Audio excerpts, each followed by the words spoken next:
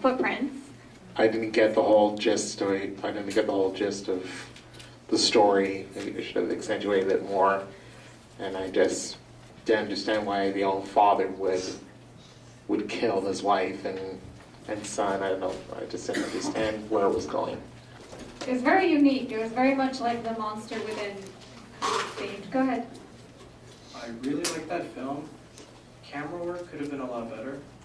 A lot of shakes, but with what you were saying, I think it was about Asian culture coming to Canada and the fear of changing, so Indo-Canada.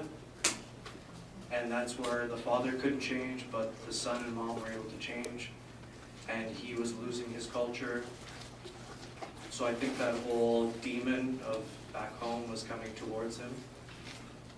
That's pretty much it. I really loved the film, and I felt a lot of pain for how cultures change in order to come here, so I understand what happened with that. Yeah, I loved this film. I thought it was really poetic in a lot of ways and said a lot without saying anything.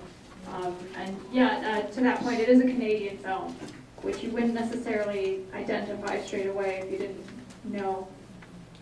Go ahead.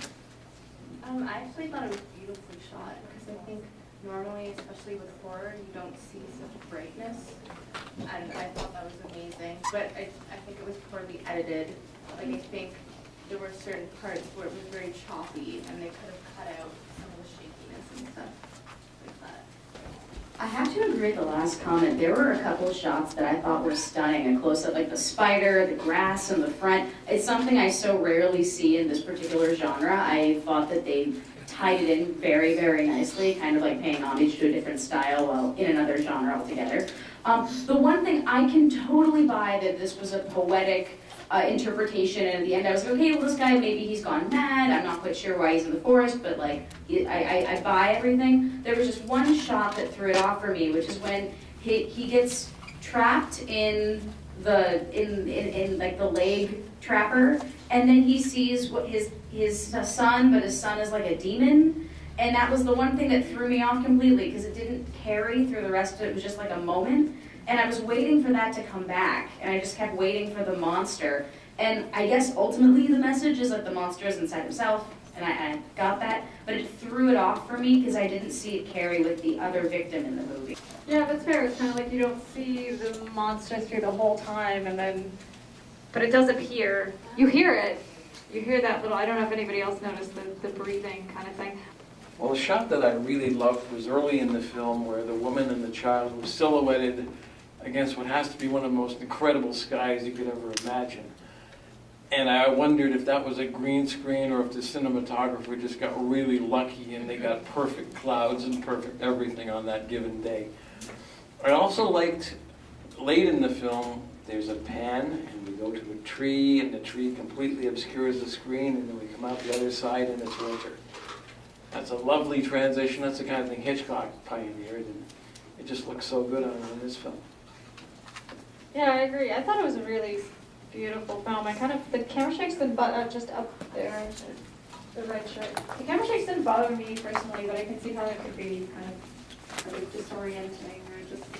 Well, Footprints was particularly upsetting for me because I can, for some reason, watching other people kill other people is more tolerable for me than, say, a suicide. So if you have a horror movie where somebody takes their own life, you're not inviting me to see that movie. I'll put it that way. But I will have to admit that, you know, it's just like the movie Jaws. You know, you don't see a lot of the shark in Jaws, but you can feel its presence by virtue of what it's doing. You know, you just see the fin, you just see the barrels. The presence is very minimal of whatever demon it is, and I just thought that's just psychologically much more effective.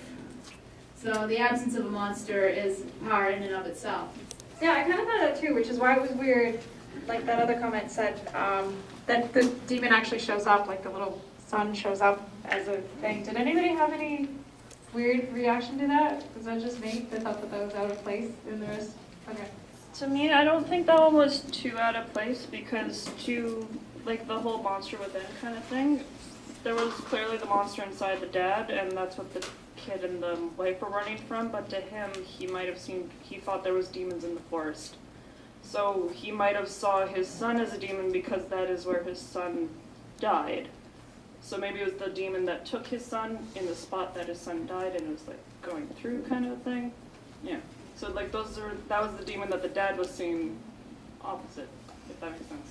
Yeah, like, His perception of what the Yeah. demon would have been. Yeah, that makes sense. I guess that makes sense. Yeah, there's a lot involved. I feel like you could kind of go on about this movie for a really long time. There's a lot kind of to it and a lot of interpretations that you can get out of it.